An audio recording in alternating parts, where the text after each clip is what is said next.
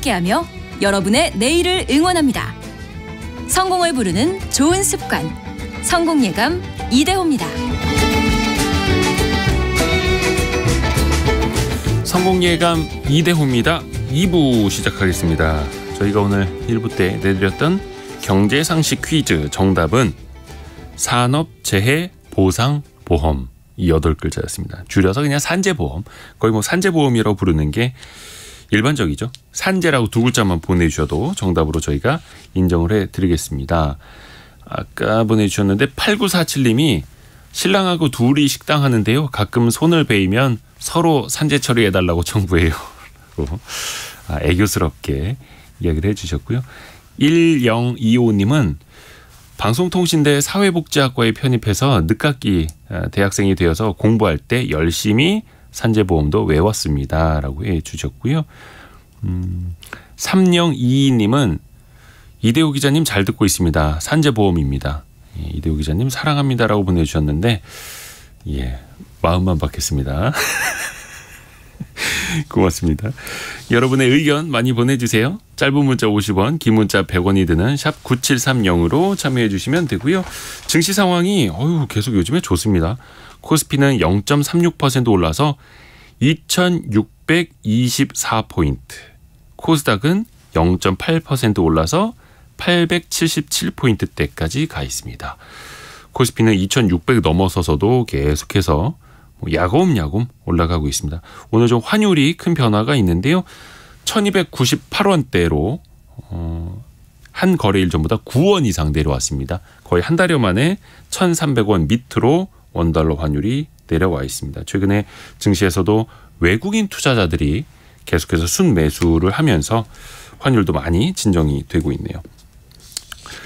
투자하시면서 나도 언젠가는 건물주가 되어야지, 큰 빌딩을 가져야지, 혹은 남들처럼 비싼 미술품 투자도 해보고 싶다, 아니면 럭셔리 가방 수백 혹은 수천만 원짜리 갖고 싶다라는 생각들을 한 번쯤 해보실 텐데, 그걸 나눠서 투자할 수 있는 방법이 있습니다. 이른바 조각 투자라고 하는데, 이게 어렵던 것들이 우리 생활 속으로 가까이 들어왔습니다. 이제는 MZ세대뿐만이 아니라 40, 50 세대도 많이 투자를 한다고 하네요. 오늘 미래생활사전 시간에 가우스벤처스 조가연 이사와 함께 조각 투자의 모든 것을 한번 배워보겠습니다. 조가연 이사님 어서 오세요. 네, 안녕하세요. 안녕하세요. 우선은 요걸 여러 가지가 있어서 개념부터 좀 한번 살펴보면 좋을 것 같아요. 뭔가 1000만 원짜리 시계도 10,000원씩, 10만 원씩 소유권을 나눠서 가질 수 있다, 이런 개념일까요? 그러니까 일단 대상 조각 투자 대상 상품이 굉장히 다양합니다. 그러니까 어떤 상품이냐에 따라서 좀 방법은 다르지만 일단 말씀해주신 어떤 실물 자산, 명품 시계를 예로 들어보면요. 시계 같은 경우는 사실 이제 물량이 좀 한정되어 있다 보니까 대부분 비싸지만 매입해서 일정 기간이 지나면 이제 리셀을 하는 방식으로 재판매 리셀 테크를 많이 하고 계신데, 이 조각 투자도 비슷한 접근법입니다. 다만 어떤 개인이 직접 사는 게 아니라 조각 투자를 운영하고 있는 이제 중개 업체, 보통 플랫폼 또는 스타트업이라고 부르죠. 그곳에서 실물 상품을 먼저 선 매입을 합니다. 보통 이런 고가의 상품들은 경매라든지 법인 간 거래도 많이 이루어지고요. 일단은 그 상품을 선 매입을 하고 그 실물에 대한 소유권을 분할해서 조각 판매를 합니다. 이때 플랫폼마다 어떤 곳은 10만 원부터 투자 단가를 만들기도 하고 어떤 곳들은 10,000원, 1,000원으로도 투자 단위를 열어주고 있고요. 그리고 이 조각 판매가 끝난 다음에 실제 시계 현물을 다른 개인이나 업체에 재판매를 하고 그때 발생하는 차익을 조각 투자에 참여한 개인들에게 분배를 해주는 방식인데, 전체 수익금에서 플랫폼이 한 70에서 80, 90%를 떼어가고 나머지 10%, 20% 정도를 개인 투자자가 가져간다라고 보시면 좋을 것 같습니다. 그러니까 쉽게 말하면 1,000만 원짜리 시계를 이 플랫폼 업체가 사서 한 10,000원씩 쪼개서 1,000명에게 나눠서 조각조각 나눠서 팔고, 그리고 실물 시계를 한 1,100만 원에 판 다음에 100만 원 수익을 1,000명하고 나눠 갖는다. 이런 개념. 네, 그리고 이제 현물 재판매가 되지 않더라도 만약에 그 A라고 하는 시계에 굉장히 많은 사람들이 조각 투자 참여했는데 내가 기회를 얻지 못했다.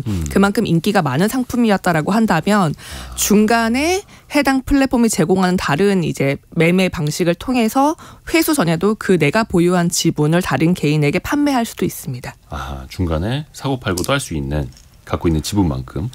근데 이게 사실 좀 복잡할 수도 있고 생소할 수도 있고 또 이게 조각조각 살 수 있다라고 해도 온전히 이게 내 거는 아니에요. 엄밀히 말하면. 그러면 주식 투자를 하면 그 사이에 뭐 중간중간 배당이라도 받는데 이 조각 투자를 왜 한다라고 봐야 될까요?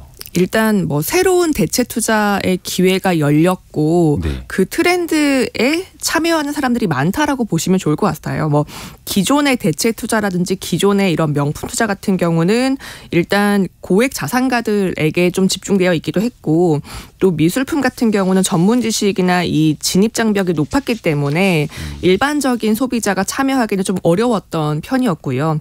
다만 최근의 조각 투자는 뭐 비싼 부동산이나 명품이나 미술품 같은 경우도 누구나 손쉽게 참여할 수 있도록 이제 기회를 열어줬고 그렇다 보니까 상대적으로 작은 손, 뭐 작은 지갑이 이제 사회 초년생들이나 MZ세대 소비자들도 좀 쉽게 참여를 하고 있고 동시에 미술품 같은 경우는 어떤 작품에 내가 투자할지 잘 판단하기 어려운데 네. 이런 플랫폼 업체에서 먼저 투자할 만한 상품을 먼저 결정해서 보여주니까 좀 어떤 의사결정이 쉽다라는 장점이 있고요.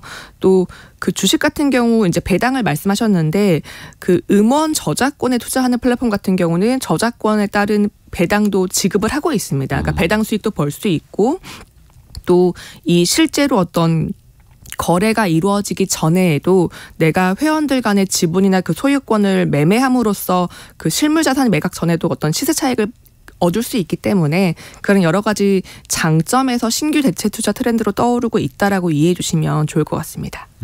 실제로 음원 같은 경우에는 중간 배당도 받을 수가 있는 거고 크라우드 펀딩하고 좀 비슷한 겁니까? 아니면 좀 어떤 차이가 있을까요? 그 크라우드 펀딩이 이제 그 중소기업들이 만든 어떤 그 상품이나 서비스 또는 콘텐츠 작품들에 많이 좀 이루어졌었는데 크라우드 펀딩도 여러 가지 방식이 있습니다. 물론 개인 투자자들이 소액으로 참여할 수 있다. 그리고 그 지분을 나눠 간다라는 개념은 동일한데요. 크라우드 펀딩 같은 경우는 그동안에는 어떤 지분을 나눠주기보다는 이 프로젝트에 참여하시면 저희가 개발한 어떤 상품을 제공할게요라고 하는 이제 보상형이 좀 많았고 그리고 나중에 내가 이 프로젝트를 응원한다라는 그 개념으로 기부하는 형태가 좀 많았습니다. 그렇다 보니까 이제 그동안 뭐 영화 투자 같은 경우도 나중에 이번에 투자하시면 저희가 관람권을 몇 개 드릴게요. 이런 좀 보상형이 많았고요. 이제 그러한 크라우드 펀딩 중에서도 실제로 지분을 주는 증권 방식 같은 경우는 이 조각 투자랑 비슷하다고 볼 수 있는데 조금 이제 어떤 그 다수로 이루어지는 크라우드 펀딩과는 좀 개념이 다르다라고 이해해 주시면 좋겠습니다. 그러면 일단 조각 투자에 국한을 해서 조각 투자로 좀 앞서가는 플랫폼들도 많이 나왔지 않습니까? 스타트업이라고 볼 수 있는데 어디들이 잘 나가고 있나요? 가장 많이 운영이 되고 있는 것은 아무래도 대중적으로도 많이 알려진 뮤직하우라고 하는 그 음악 수익 증권 플랫폼일 텐데요. 요즘 광고도 많이 하더라고요. 맞습니다. 이제 대중 광고를 많이 하면서 아마 많이 아실 텐데 여기가 2016년도에 설립이 됐고 설립한 시기로는 전 세계에서 음악 저작권 조각 투자 이런 플랫폼으로는 전 세계 최초이긴 합니다. 2018년도부터 이제 본격적으로 이 서비스를 운영을 했는데 올해 초 기준으로 이용자가 약 120만 명 그리고 거래액 누적으로도 한 4천억 정도가 초과됐다라고 얘기하고 있고요. 많이 늘었네요. 예, 근데 주의하실 점은 음원이 아니라 그 음원에 대한 청구권을 팔고 있는 플랫폼입니다. 정확하게 말하면 음원이 아니라 음원에 대한 청구권. 어떤 차이예요? 그러니까 정확하게 말하면 음원은 그 콘텐츠 저작권 자체, IP 자체이고요. 이 청구권이라고 하는 것은 음원에서 발생하는 수익을 청구해서 받을 수 있는 청구권이라고 보시면 좋겠습니다. 그러니까 음원에서 나오는 저작권료 수익을 내가 받을 수 있는 권리인 거고요. 그러니까 방식을 보면 이 뮤직하우라고 하는 플랫폼에서 뭐 어떤 A라고 하는 그 창작자가 가지고 있는 음원 저작권을 일부 또는 전체를 매입을 합니다. 그러면 그 저작권에 대해서 내가 수익을 청구할 수 있는 권리라는 그 형태로 방식을 조금 바꿔서 일종의 채권 형태로 그 플랫폼에서 조각 투자할 수 있는 기회를 열어주는 거고요. 이 청구권을 보유한 비율만큼, 그러니까 청구권에 조각 투자 참여한 비율만큼 일반 그 투자자가 추후에 그 저작권에서 발생하는 수익을 배당받거나 아니면 내가 보유한 A라고 하는 음원의 청구권 일부 비율을 플랫폼 안에서 다른 그 회원에게도 다시 재판매할 수 있는 그런 기능을 가지고 있습니다. 예를 들어서 성공예감이라는 노래가 있다면 그 노래 자체를 내가 사고 팔 수 있는 게 아니라 그 노래가 라디오에서 얼마나 나오는지, 노래방이나 이런 데서 얼마나 많이 불리는지, 거기에 따라서 나오는 저작권료, 그거를 일부를 청구를 해서 내가 지분만큼을 받을 수 있는. 네, 맞습니다. 그리고 그것도 사고 팔 수가 있는. 네네. 중요한 거. 그러면 수익률이 얼마나 나옵니까? 일단 이 플랫폼에서 올해 초에 그 보도 자료로 나와 있는 여러 가지 자료를 보면 네.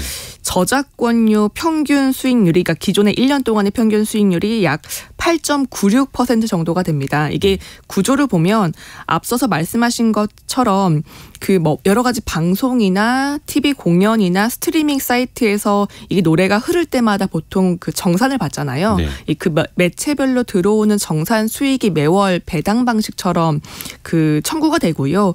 동시에 중간에 내가 그 구매한 비율을 재판매하는 것도 수익으로 잡힙니다. 이 모든 걸 합쳤을 때 기존 1년 동안 이 플랫폼을 이용한 고객들의 평균 수익률이 8.96%였다라고 지금 나오고 있고요. 네. 다만 이게 그 서비스 초기였던 2018년도부터 2021년도까지 나왔던 그 평균 배당 수익률이나 시세 차익보다는 하락한 편이긴 합니다. 그러니까 저작권료에 따르는 배당 수익과 시세 차익을 같이 합쳐서 예전에는 한 8.96%까지 나왔었는데 최근에는 이게 좀 많이 떨어졌다. 반대입니다. 초반에는 그 배당 수익률이 한 6.8%가 나왔고요. 네. 그리고 플랫폼에서 중간에 지분을 거래해서 내가 얻는 그 시세 차익이 한 28% 정도가 나왔다라고 밝혀져 있는데요. 최근에는 이 모든 걸 합쳐서 평균을 내보니 배당 수익 플러스 시세 차익 전체를 다 평균 내보니 한 8.9% 정도 나오더라가 맞습니다. 합쳐서. 네. 근데 사실 이게 음원이니까 노래마다 천차만별일 거 아니에요. 어디 노래방에서 아무도 안 부르는 노래도 있을 수 있는 거고 정말로 갑자기 역주행을 해가지고 막 음원이 인기가 폭발할 수도 있는 거고 그걸 잘 봐야 될 텐데 이것도 엄연한 투자잖아요. 리스크도 따져봐야 되는 거고요. 그러니까 뮤직하우라고 하는 이런 비슷한 음원 그 조각 투자 플랫폼들이 가장 화랑기를 겪었을 때가 이제 본인들이 가지고 있는 그 아티스트 음원이 소위 역주행을 했을 때인데 네. 말씀하신 것처럼 반대로 아티스트의 어떤 평판이나 인기가 떨어져서 그 곡에 대한 인기가 하락하는 경우에는 당연히 여러 가지 스트리밍 사이트나 방송에서 나오기 어렵기 때문에 저작권료에 따른 그 수익 배당이 적어지는 거고요. 그 가수가 갑자기 뭐 안 좋은 약을 했다거나 음주운전을 했다거나 하면은 그냥 아유. 그렇죠. 보통 이제 그러면은 이제 많이 그 불려지기가 어렵다 보니까 그렇죠. 이제 청구권 자체 가격이 하락하기도 하고 또 동시에 처음에 그 여기가 조각 투자 공모를 열 때는 굉장히 높은 가격에 내가 매입을 했는데 가격이 점차 하락해서 중간에 내가 청산을 해서 팔아보려고 하니 수익률이 떨어지더라. 오히려 손실이 발생하더라 하는 경우도 당연히 발생을 그렇죠. 합니다. 시세 차익이 아니라 손실이 생길 수도 있는 거고. 네. 아까 보니까 어떤 분들이 성함을 까먹었네. 명품 조각 투자를 실제로 해보셨는데 생각보다는 수익률이 좋지 않았다고 강승구님이 이런 의견을 주셨습니다. 그렇죠. 이것도 어떤 명품이냐, 어떤 종류냐, 그때 시세 변동이 어떻게 되느냐, 그렇죠. 그리고 이제 뭐 이런 음원이라든지 명품 상품 같은 경우는 아무래도 이제 경기 변동도 영향을 받기 때문에 이제 가장 경기가 좋을 때 유통 그 물량이 많을 때는 또 가격이 많이 상승하고 하락하고 하는 것들이 좀 있다 보니까 예민하긴 합니다. 엄연한 투자라는 거. 그래서 좀 잘 판단을 해야 되고 그 투자에 따른 그 손실이나 이익이 다 달리 귀결될 수 있다는 거 알아두셔야겠습니다. 이런 스타트업들, 플랫폼들 이야기를 좀 하고 있는데 이 회사들은 뭘로 돈을 버는지 매출의 기준이 있을 것 아닙니까? 크게 두 가지인데요. 이제 보통 음원을 거래하는 플랫폼은 조각을 내서 그 일반 투자자들에게 판매하는 과정에서 나오는 그 수수료 수익이 있고요. 네. 또 추후에 구매한 구입자가 본인의 지분을 다시 되팔 때 나오는 거래 수수료도 있을 거고요. 네. 또 마지막으로 본인들이 먼저 매입한 저작권료에서 발생하는 그 저작권료 수익 자체도 내가 조각 투자에서 팔지 않은 비율만큼은 나에게 오는 거니까 그건 역시 플랫폼 수익으로 잡히긴 합니다. 그 스타트업 플랫폼 업체들의 어떤 일종의 시세 차익도 있을 수 있고 또 많은 사람들이 여기 참여하게 되면 그 중간에서 수수료를 떼가는 거고. 그래서 뮤직하우 같은 경우를 보면 작년에 매출이 한 82억 원 정도가 나왔고요. 거래액이 아니라 이제 이건 매출입니다. 그리고 영업 손실이 한 156억 원 정도가 나왔는데 그 뭐 증권사들 자료를 보면 매출 구조가 저작권료 그 처분 이익이 약 60%, 그리고 그 사용자 간의 거래에서 이루어지는 매출, 수수료 매출이 한 11%, 저작권료 자체의 수입이 한 11%가 나오고 있고요. 다만 아직은 영업 손실이 발생하고 있다 보니까 역시나 그만큼 투자 유치를 하고 있습니다. 지난달에 그 마지막 투자 유치가 한 600억 원 정도를 받았는데 네. 이때 기업 가치가 한 6천억 원 정도 평가를 받았다고 알려져 있고요. 이걸 가지고서 국내뿐만이 아니라 뭐 글로벌 음원 시장도 좀 진출을 하겠다라고 이야기를 하고 있는 상황입니다. 근데 여기는 아직까지는 영업 손실이 매출보다 훨씬 더 큰 상황이고, 근데 조각 투자 분야에서 음악 저작권이 가장 먼저 성장한 배경은 뭘까요? 일단 제일 중요한 건 어떤 시장이든 거래가 많이 이루어지려면 거래량이 많아야 되잖아요. 네. 그리고 그만큼 일반 대중들이 이해하기 쉽고 관심을 갖기 쉬운 그 대상이어야 되는데 음악 저작권이 다른 조각 투자를 하는 대상들과 대비했을 때는 우리가 좋아하는 아티스트라든지 이런 이해도도 높고 또 접근성도 높고 그리고 아티스트마다 굉장히 많은 음악들을 계속 만들기 때문에 유동성이 높다라는 게 좀 장점이긴 합니다. 그리고 한국 같은 경우는 이 스트리밍 서비스가 좀 성장을 하면서 음반 산업 같은 경우도 수익성이 좀 높아지고 있는 편이고요. 실제로 작년을 보면 그 연간 저작권료 징수액, 즉 저작권료에서 발생하는 그 이익이 한 3,500억 원 정도가 나왔거든요. 즉 그만큼 좀 시장이 성장하고 있다라고 볼 수 있고, 또 이 조각 투자에 참여하는 그 소비자들이 대부분 이제 MZ세대이다 보니까 본인들이 좋아하는 아티스트나 좋아하는 음악에 그 투자를 한다라는 보통 이제 팬슈머라고 하는 그런 트렌드도 반영이 됐다라고 해석을 하고 있습니다. 네. 김석현 님이 이걸 홍보해 주는 이유는 뭡니까? 라고 글을 올려주셨는데, 사실 어떤 분들은 똑같은 걸 들으면서도 주의할 점을 알려주는구나. 또 어떤 분들은 홍보해 주는구나. 또 이렇게 해석을 하실 수도 있는데, 홍보가 아니라 우리가 알아두자라는 거죠. 이걸 투자하자라는 것보다는 요즘 그 업체들의 광고도 많이 나오고 이런 게 있다. 신문 기사도 많이 나오는데 그 본질이 뭔지 우리가 따져보고 각자 판단을 하실 수 있도록 도움을 드리자는 취지입니다. 그래서 우리가 지금 음원에 대해서는 한 가지를 또 배웠어요. 그 말고도 또 요즘에 많은 사람들 관심 받는 조각 투자는 또 어떤 게 있을까요? 이제 음악에 이어서 선호도라든지 그 또 팬슈머 트렌드가 좀 가장 많이 있는 게 이제 예술품, 미술품 분야인데요. 네. 미술품 조각 투자 같은 경우는 국내 조각 투자 스타트업들이 가장 많이 뛰어들어 있는 영역이기도 합니다. 실제로 뭐 아트앤가이드, 태사, 아트투게더 같은 스타트업 업체들이 플랫폼들 내놓고 있고 기존의 전통적인 그 미술품 경매 회사들 같은 경우도 신규 사업으로 이런 조각 투자 서비스를 내놓고 있습니다. 네. 그러니까 업체들마다 조금 서비스를 운영하는 방식은 다르지만 그 음원과 유사하게 미술품을 먼저 선 매입을 하고 그것에 대한 그 소유권을 조각 내어서 분할 판매하는 방식으로 운영되고 있고요. 먼저 플랫폼이 어떤 A라고 하는 작품을 먼저 매입을 한 다음에 유사하게 공동구매나 공모 방식으로 이 소유권을 분할해서 일반 투자자가 참여할 수 있도록 오픈을 해주고요. 그리고 실물 미술품이 매각될 때 또는 그 플랫폼 안에서 회원들 간의 거래가 이루어질 때 일부 뭐 차익이나 손실을 얻을 수 있고 또 어떤 플랫폼들은 이게 미술품 같은 경우는 대여를 해줄 수가 있잖아요. 전시 같은 것들. 예. 네. 전시에 대여해줄 때 발생하는 대여료도 중간에 정산해주고 있습니다. 저도 그래서 그거 여쭤보려고 했었는데 음원 같은 경우에는 저작권료라도 나오지. 미술품은 뭐가 나오는 게 없지 않습니까? 여쭤보려고 했었는데 대여료가 나오네. 대여료. 네, 대여료를 주는 경우도 있고요. 또 어떤 플랫폼 같은 경우는 본인들이 매입한 그 미술품을 투자에 참여한 고객들만 관람할 수 있도록 특별한 전시장을 제공해 주기도 합니다. 이제 그런 경우에는 쉽게 관람하기 어려운 작품을 내가 직접 볼 수 있는 권리도 같이 붙여가지고 판매를 할 수 있는 거죠. 내가 조각 투자한 작품이니까. 네. 저 캔버스에서 빨간색 물감만큼은 내 거야. 약간 이런 느낌으로. 좋습니다. 근데 이제 미술품 같은 경우에는 이게 시세 차익을 얻으려는 분들이 사실은 또 많은 관심을 가지실 텐데 이거 되게 길게 봐야 되잖아요. 그러니까 미술품이 전문가분들이 말씀하시는 게 적어도 3년은 투자를 기간을 잡아야 된다. 네. 길게는 가치가 올라가기까지 최대 10년까지 걸린다라고도 이야기를 하고 있는데 네.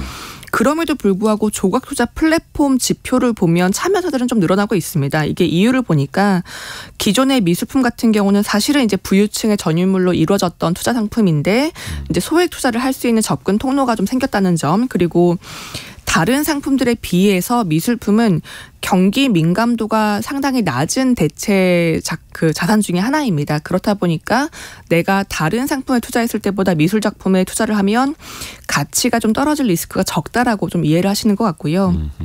또 마지막으로는 미술품 같은 경우는 좀 국경이 없는 상품이다 보니까 내가 국내에서 팔지 못하면 해외에서 팔 수 있다라는 점도 장점이긴 합니다. 이제 그런 과정에서 일부 상품들은 뭐 이걸 한국 작품인데 미국에 팔면 뭐 환차익 같은 것도 또 발생을 하고요.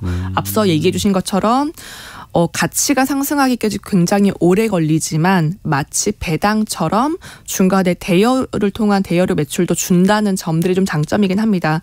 그래서 실제로 미국 같은 경우는 마스터웍스라고 하는 이 미술품 조각 투자 플랫폼이 2017년도부터 만들어져서 이미 유니콘 정도에 올라가 있고요. 기업 자체의 가치가. 네네, 상당히 많은 투자자들이 참여하고 있는 미술품 조각 투자 플랫폼 중에 하나입니다. 그래요. 일단은 뭐 미술품에 관심이 있는 분들이 조각 투자도 관심을 가질 법한데, 근데 사실 이게 작품 보는 눈이 저는 미술품을 잘 몰라가지고 어려울 수 있거든요. 이 작품이 나중에 돈이 될지 안 될지 그걸 가려봐야 되잖아요. 이제 그래서 대부분의 이런 미술품 조각 투자 플랫폼들은 내부에 좀 전문가들을 좀 보유를 하고 있습니다. 특히 이게 뭐 명품 시계나 가방이나 음원 같은 경우는 인기라든지 호불호가 좀 분명한 편인데 미술품 같은 경우는 어떤 작가의 어떤 작품이 비싸질지를 판단하기 좀 어렵다 보니까 전문성이나 진입 장벽이 좀 높은 편이고요. 그래서 이 마스터벅스라고 하는 회사 같은 경우도 들여다보면 내부에 별도 예술품 리서치 조직을 가지고 있고 과거에 약 70여 년 동안 여러 가지 작품들이 어떻게 가격 추이가 이루어졌는지를 좀 분석을 하고 있습니다. 그래서 이걸 가지고서 소위 기대 수익률이 높은 작품을 어떤 가격에 구입해야 적정한지를 판단을 하고 또 본인들이 보유하고 있는 옥션 네트워크를 통해서 그걸 매입하는 것 또한 플랫폼의 경쟁력 중에 하나이고요. 이걸 쪼개서 투자자들에게 판매를 하고 있는데 마스터벅스 같은 경우는 실제로 작품을 매입해서 보관하거나 대여하는 방식으로 중간 매출도 분배를 해주고 있고요. 또 구매한 구매자들이 이 플랫폼 안에서 중간에 지분을 판매할 수 있는 기능도 열어주고 있습니다. 미국의 마스터웍스라는 회사. 여기를 통해서 미술품에 투자한 사람들은 실제 수익률이 얼마나 났답니까, 그러면? 지금까지 운영 기간 동안 평균으로 유지하고 있는 수익률은 한 12%에서 19% 정도를 얘기를 하고 있고요. 네. 이게 같은 기간에 주식시장 평균 수익률이 7에서 10% 정도라고 얘기를 하는데 그러면 이제 미술품이 아주 조금 더 높은 편이긴 합니다. 다만 이 미술품 자체가 좀 전문가들이 많이 필요하고 옥션 같은 경우는 매입하는 네트워크도 좀 필요하다 보니까 여기가 다른 조각 투자 플랫폼보다는 수수료가 상당히 높습니다. 그 관리해주는 수수료가 한 1.5% 그리고 미술품을 매각할 때에도 이 플랫폼이 한 20% 정도 매각 수수료를 가져가고 있고요. 20%요? 네네, 좀 많이 가져가는 편입니다.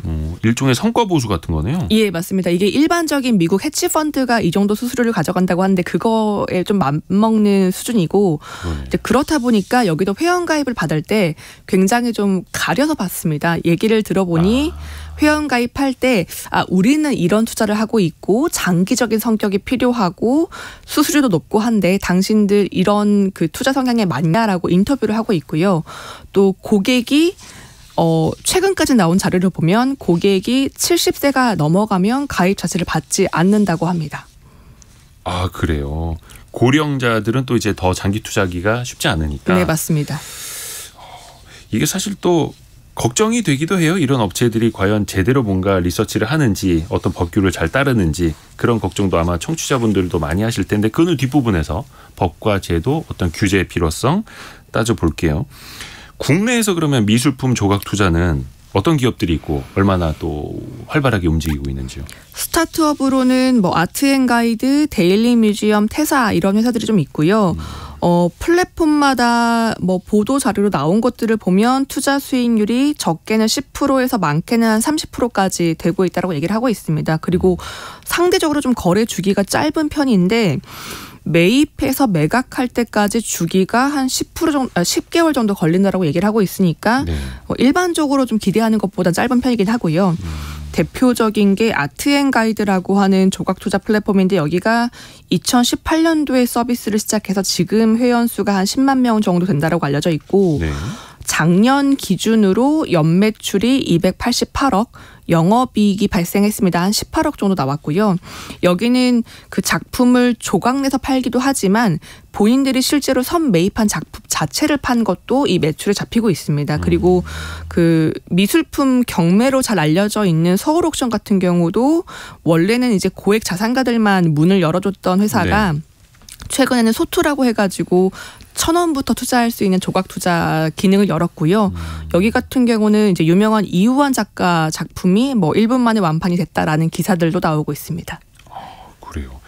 뭔가 좀 문을 넓히고 있고 소액으로 투자할 수 있는 사람들도 이제 많이 모으고 있다라는 거고 또 이런 기업들 자체적으로 투자를 해서 수익도 내고 있는 거고 그러면 이런 식으로 이제 우리는 스타트업에 대해서도 많이 공부를 하니까 조각 투자를 통해서 가장 돈을 많이 번 회사 혹은 기업 가치를 많이 인정받은 회사 어디가 있을까요?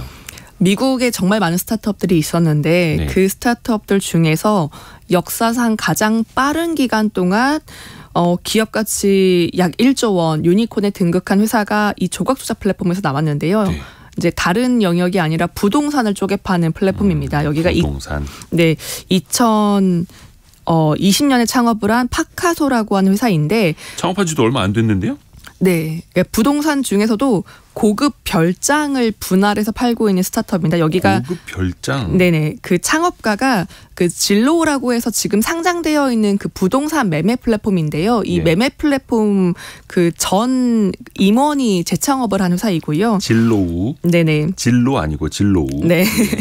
여기가 설립 후 5개월 만에 기업 가치 10억 달러 유니콘에 이름을 올리면서 굉장히 코로나 시기 동안 좀 핫했던 회사 중에 하나입니다. 한 번 이 부동산 플랫폼을 해봤던 사람이 나와서 만든 부동산 조각 투자 플랫폼. 네, 그러니까 이 파사코. 진로 자체도 사실 파카소. 네, 예. 진로 자체도 원래 그 익스피디아라고 하는 여행 플랫폼 창업자들이 만들었던 그 연쇄 창업 회사인데 이제 거기에서 소위 이제 엑시트를 하고 나와서 재창업을 한 케이스고요. 이 파카소라고 하는 고급 별장 분할 투자 같은 경우는 특히나 코로나19 시기 좀 경기가 어려웠을 때 그 유니콘에 올랐는데 그 해석을 해보니 당시에는 이제 그 재택근무라든지 원격근무가 가장 화랑을 찍었던 네. 시기이고 또 미국 내에서 이 두 번째 집 세컨홈에 대한 수요가 좀 증가하던 시기였습니다. 그렇다 보니까 휴양지 주택들 이제 수요는 많은데 또 가격은 올라가는데 내가 그걸 사기는 어려우니 좀 더 싸게 살 수 있도록 이 고급 별장이나 휴양지 주택 소유권을 분할해서 판다라는 것들이 좀 인기를 얻었고요. 사실은 비슷한 서비스를 가지고 있는 뭐 영국이나 멕시코의 그 스타트업들도 이 시기에 가장 좋은 기업 가치로 투자를 유치하기도 했습니다. 어떻게 보면 이제 저금리 시절에 투자 유치도 많이 하고 빠르게 또 성장을 했던 부동산에 관심도 많았을 때니까. 근데 따지고 보면 우리나라에서도 과거에 막 신문 지면상 광고도 많이 나왔었는데 뭐 콘도미니엄, 콘도에 지분 투자하세요 이런 광고들도 정말 한 1-20년 전부터 많이 있었거든요. 그럼 이런 거랑 이런 부동산 조각 투자랑 뭐가 다른 거지? 공동 명의하는 거랑 또 뭐가 다르지? 좀 헷갈리거든요. 자, 콘도 같은 경우는 처음에 그 매입을 할 때 일단 1인 1주택이 기본이기도 했고 예. 공동으로 살려면은 이제 개인들이 직접 뭐 공동 매입을 한다든지 이제 이런 것들이 필요했는데 여기 같은 경우는 일단은 특정한 휴양지의 별장, 보통 단독주택들을 이 그 파카소라고 하는 플랫폼이 먼저 선 매입을 합니다. 대부분 뭐 미국이나 멕시코나 스페인 같은 이제 가격 진입 장벽이 좀 높은 휴양지 그 단독주택들을 많이 사고 있고요. 그리고 그냥 파는 게 아니라 본인들이 일단 주택을 리모델링을 합니다. 그러니까 리모델링을 한 고급 주택을 그 부동산과 인테리어 소유권까지 모두 포함해가지고 금액을 적정 금액을 뽑아내고요. 그리고 그 금액을 최대 8명에게 분할을 해서 판매합니다. 가격을 보니까 보통 그 1인당 참여할 수 있는 금액이 최소 5억에서 한 15억 원 선 정도 되고요. 8명까지만 나눠서 투자할 수 있게 해놓고. 네, 왜냐하면은 이제 실제로 이 휴양지 주택도 이용할 수 있도록 같이 해주는데 너무 사람이 많으면 이제 이용하기 어려우니까 최대 8명에게 팔고 있고 그리고 참여한 참여자들은 이 분할 소유권을 매수한 기간으로부터 12개월 뒤부터는 다시 매도할 수 있도록 플랫폼에서 좀 지원을 해주고 있습니다. 그리고 단순히 이 그 분할 소유권만 파는 게 아니라 이 플랫폼에서 이 휴양지 주택에 대한 뭐 유지 보수라든지 뭐 재산세 납부 같은 이런 것들도 대행을 해주고 있고 돈이 부족하세요? 그러면 우리가 제휴하고 있는 은행에서 최대 70%까지 대출해주겠습니다라고 하는 서비스도 제공을 해주고 있습니다. 이거 뭔가 회원권 나눠서 투자하는 것과 좀 비슷해 보이기도 하고 우리나라에서도 관련된 서비스가 있을 것 같은데요, 왠지? 사실은 한국 같은 경우는 좀 별장 문화가 발달을 좀 덜했다 보니까 네. 이제 국내에서는 이런 별장보다는 상업용 꼬마 빌딩에 대한 조각 투자가 좀 더 발달해 있는 상황입니다. 뭐 스타트업으로는 카사라든지 펌블 같은 이런 부동산 조각 투자 플랫폼들이 주로 2018년, 2019년부터 좀 설립해가지고 서비스를 운영을 하고 있고요. 가장 많이 운영되고 있는 게 이 카사라고 하는 회사인데 여기는 이제 보통 도심에 있는 뭐 100억 원 미만대의 중소형 그 오피스 빌딩들을 조각 투자해서 판매하고 있고 최소 5천 원부터 참여할 수 있습니다. 국내에서는 가장 먼저 이런 부동산 조각 투자를 진행을 했고요. 여기 같은 경우는 지난달에 증권사인 대신증권이 국내 증권사 최초로 이런 조각 투자 플랫폼을 인수하기도 했습니다. 아하. 부동산이니까 또 아까 뭐 미술품 이야기할 때 얼마나 이제 작품성이 있는지 장래성이 있는지도 봐야 되는 것처럼 부동산도 그거를 선별하는 능력이 중요하잖아요. 사실은 이 오피스 빌딩 같은 경우는 소위 이제 리츠라고 해가지고 리츠 상품을 통해서 그동안 투자를 할 수 있었는데 일반적인 리츠에서 판매하는 상품들은 좀 대형 빌딩들이긴 합니다. 이런 그 조각 투자 서비스들은 대부분 이제 중소형 도심에 있는 보통 뭐 강남이나 여의도나 역삼에 있는 그 매물들을 주로 하고 있고요. 네. 내부에서 건물 가치를 적정하게 평가해서 쪼개 팔고 있고 알려진 바로는 보통 임대료 배당 수익률이 연 3% 정도이다라고 얘기를 하고 있습니다. 또 하나가 최근에는 한우를 나눠서 조각 투자할 수 있는 방법도 나왔어요. 이제 별걸 살아있는 한우. 네, 별걸 다 조각 투자한다라고 보실 수도 있는데 고기를 나눠서 이렇게 사는 게 아니라 네네. 살아있는 한우를. 그러니까 이거는 이제 한우 그 다 큰 한우가 아니라 송아지에게 투자를 하는 거고요. 보통 이제 송아지가 자라는데 한 24개월에서 30개월 정도가 걸리는데 네. 요즘에 이제 축산 농가가 좀 운영 자금이 적은 경우에는 네. 이제 운영 자금을 이런 조각 투자 플랫폼을 통해서 매입을 하시고 모집을 하시고 그리고 본인들이 투자한 그 가축 농가가 투자한 사료라든지 뭐 비용들을 제한 다음에 나중에 소 경매로 나온 대금을 정산해서 다시 투자자에게 나눠주고 있는 방식입니다. 국내에서는 말 그대로 이제 소 농장에 투자하는 거네요. 송아지에게 투자를 하는 겁니다. 그렇죠. 그러니까 송아지 네. 한 100마리를 이렇게 조각 투자로 모인 돈으로 사서 키우세요. 해서 나중에 한우로 만들어서 팔 때 그 차익을 같이 나눕시다.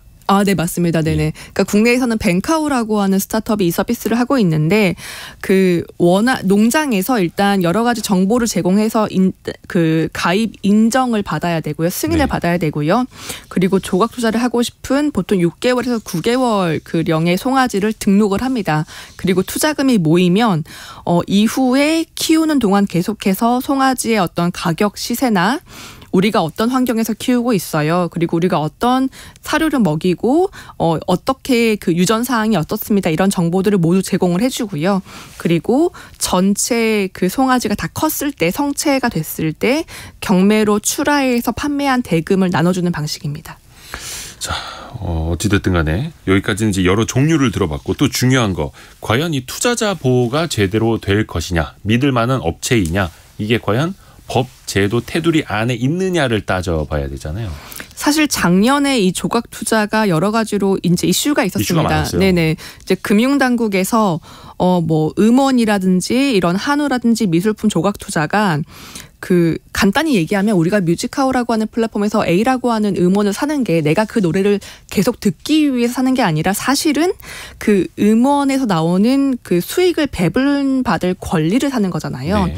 이 한우 조각 투자 같은 경우도 내가 그 고기를 먹기 위해서 조각 투자하는 게 아니라 나중에 그 한우를 팔았을 때 나오는 그렇죠. 수익을 이제 정산받기 위해서 투자를 하는 건데 그렇다 보니까 이게 일반적인 이커머스 그 전자상거래가 아니라 일종의 그 조각 투자 증권이라고 해석을 했습니다. 네. 그러려면 이 조각 투자 플랫폼들이 일반적인 상거래가 아니라 이 자본법 보통 이제 얘기하는 투자계약 증권 자본법을 적용받아야 된다라고 해가지고 주식채권처럼. 네네. 그래서 이제 이게 그 서비스가 좀 중단될 위기가 있긴 했었는데요. 네.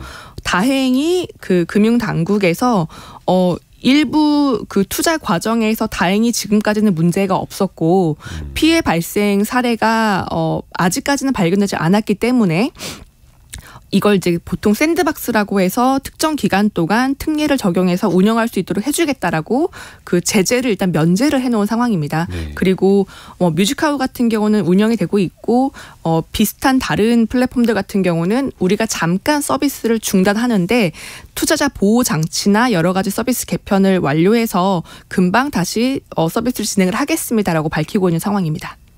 이게 사실 그 블록체인 기술도 사기꾼들이 블록체인 실체도 없으면서 막 그냥 무슨 코인 이러면서 많이 발행을 한다 해놓고 어르신들 막 이렇게 사기치고 이런 경우 많았잖아요.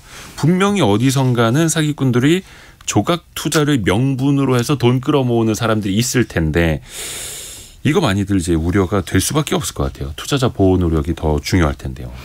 그래서 이 조각 투자에 이걸 이제 증권형 토큰이라고 불러서 STO라고 하는 신규 서비스가 좀 오픈이 될 건데요. 증권형 토큰. 네, 간단히 말하면 이제 과거에 회사 주식을 사면 그때 이제 정말 1950년대에는 종이로 그 증권을 받았잖아요. 네. 그리고 지금 같은 경우는 저희가 뭐 모바일 앱이나 인터넷에 들어가서 전자로 이 증권을 받는데 이제는 이런 조각 투자들은 이제 보통 블록체인 기술을 살짝 입혀서 토큰으로 준다라고 하는 개념이라고 이해하시면 제일 좋을 것 같습니다. 그러니까 조각 투자도 결국에는 증권과 유사하기 때문에 여기에 블록체인 기술을 붙여서 증권처럼 사고 팔게 하겠다. 그리고 동시에 이 조각 투자를 금융당국의 규제와 관리 안으로 가져오겠다라고 하는 내용입니다. 차라리 투자자들 입장에서는 이게 증권으로 인정을 받아서 주식 채권처럼 발행할 때 증권 신고서도 공시를 해야 되고 이런 규제가 생기면 투자자들 입장에서는 그래도 조금은 안심을 할 수가 있겠네요. 네, 실제로 미국 같은 경우는 일반 기업들의 주식을 사고 팔듯이 이 토큰 증권이라고 하는 STO들이 거래되고 있고요. 동시에 이것도 전부 다 증권거래위원회에서 관리 감독을 하고 이런 STO 거래 플랫폼, 소위 이제 뭐 조각투자 플랫폼이라고 할 수도 있겠죠. 이런 것들도 전부 SEC 그 관리 감독 규제를 받고 있습니다. 그리고 2926님이 송아지 투자했다가 폐사하면 어떻게 되나요? 라는 질문을 주셨는데 이게 미술품 같은 경우에 화재가 나서 사라질 수도 있는 거고 아까 우리가 음원 이야기할 때 가수가 만약에 뭐 안 좋은 행위를 해서 방송 출연 정지 이런 거 당할 수도 있는 거고 비슷한 사례잖아요. 미술품이랑 일단 가축 같은 경우는 가축 재해보험을 들어놔서 혹시나 중간에 폐사할 경우에는 이제 최소한의 안전장치를 제공하고 있고 동시에 이 플랫폼 같은 경우는 도축 경매까지 가기 전에 중도 해지를 할 수 있게 했습니다. 그러니까 중도 해지를 하면 서비스 이용료 아주 일부를 제하고 투자금을 원래로 이제 돌려주는 회수 기능도 제공은 하고 있습니다. 송아지를 한 2, 3년 키워야 도축할 수 있는데 그 전에 해지할 수 있는 것도 여러 가지다. 그래서 이거 관심 있으신 분들은 이제 직접 투자하시기 전에 꼼꼼하게 또 한번 직접 따져 보셔야 됩니다. 저희는 오늘 그 제도와 스타트업들 또 규제 여부까지도 살펴본 내용이고요. 가우스벤처스의 조가연 이사 통해서 유익하게 들어봤습니다. 고맙습니다. 네, 감사합니다. 감사합니다. 라디오 정보센터 가서 뉴스 한번 정리해 보시죠. 2021년 민주당 전당대회 돈봉투 의혹의 핵심 인물로 지목된 송영길 전 대표가 검찰에 다시 자진 출두했지만 검찰 조사는 이뤄지지 않았습니다. 한국이 2024년에서 2025년 임기에 유엔 안전보장이사회 비상임 이사국으로 선출됐습니다. 비상임 이사국은 모두 10곳으로 이번 선거에서는 한국과 알제리, 가이아나 등 5개국이 선출됐습니다. 세계은행이 세계 경제 성장률을 지난해 성장률 3.1%보다 1%포인트 하락한 2.1%로 예상했습니다. 지난 1월 전망치 1.7%보다는 0.4%포인트 상향 조정됐습니다. 미국 증권거래위원회 SEC는 미 최대 가상화폐 거래소인 코인베이스가 미등록 브로커 역할을 했다며 뉴욕 남부 연방지방법원에 소송을 제기했습니다. 지금까지 라디오 정보센터 조진주였습니다. 애프터 서비스 시간 들어갑니다. 곽지연 리포터 어서 오세요. 네, 안녕하세요. 어떤 질문부터 받아볼까요? 네, 오늘은 0025번님의 질문으로 시작합니다. 기업 공개를 할 때 이 공모가로 출발한 주가는 해당 기업의 적정한 가격을 찾아간다. 이렇게 들었습니다. 네, 그러면 공모 첫날 마지막에 결정된 적정 가격을 시장 가격으로 보면 될까요? 그리고 이때 시장 가격 개념이 참 애매합니다. 이 시장 가격도 누군가가 지정한 가격 아닐까요? 이렇게 보내셨습니다.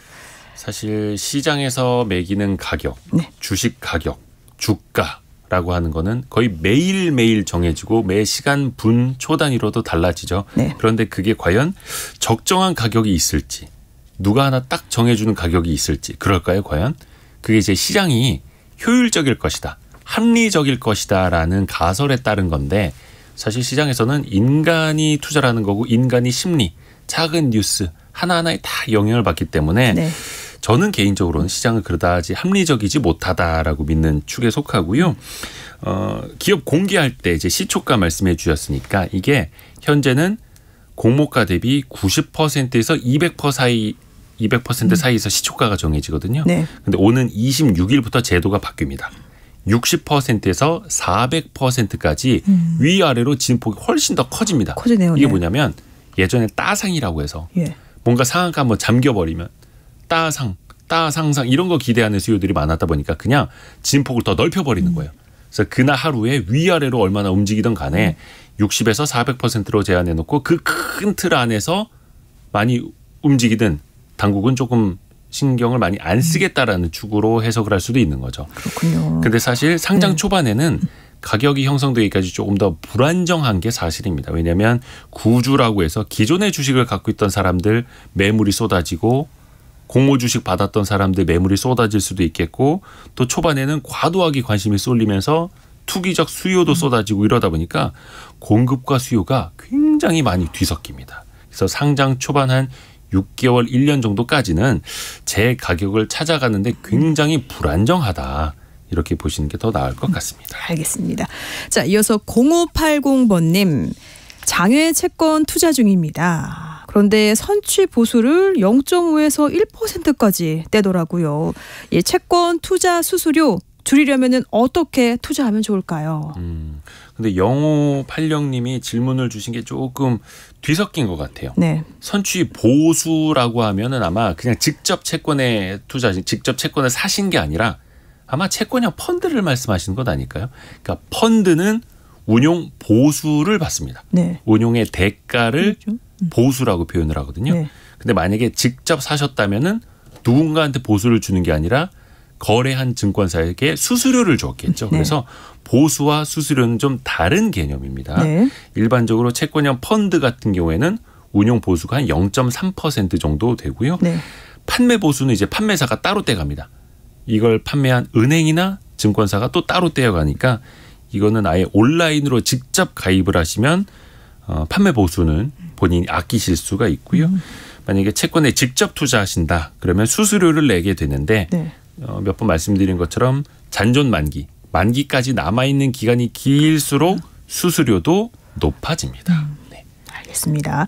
자, 다음 질문은 3967번님입니다. 원유 가격은 어떻게 결정이 되고 그러면 우유값에는 얼마나 영향을 주나요? 3967님이 질문 주신 원유는 국제 유가가 아니라 우유의 원유를 말씀 주신 것 같은데요. 네.